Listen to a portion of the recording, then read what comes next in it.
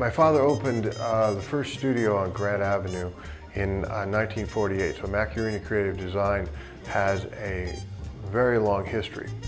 In fact, it is the oldest ongoing design house, production studio, and gallery in the United States. I actually came to work with my father when I was 6 years old in 1959, and his influence on me in terms of the artwork that you see in the gallery is significant. All the work here is individually handcrafted and evolves as it is created. We won't create a piece that is exactly the same. We use no molds and we don't do any mass production. So each piece winds up having its own character and not only reflecting me as the artist, but also the consumer, the person that comes in here and actually purchases the piece.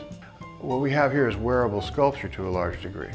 And so a lot of times people come in and they say, well, I would really like that big instead of small. So I would make a wall piece out of it, or I would make a standing sculpture out of it. So the interaction between myself and the customers leads to and develops the artwork in the creative, and as part of the creative process.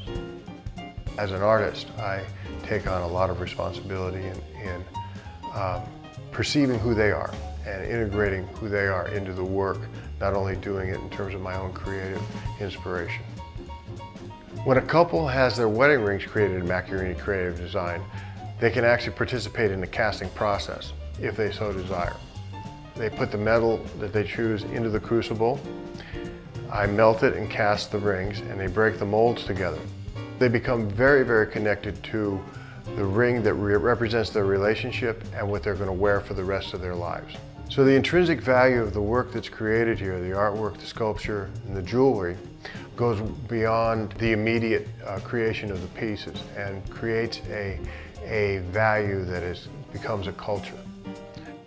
People get together at openings, they compare their Maccchiarini pieces. Not only are they handed on generation to generation, but people are very reluctant to resell them. There's whole collectors who will hold their pieces.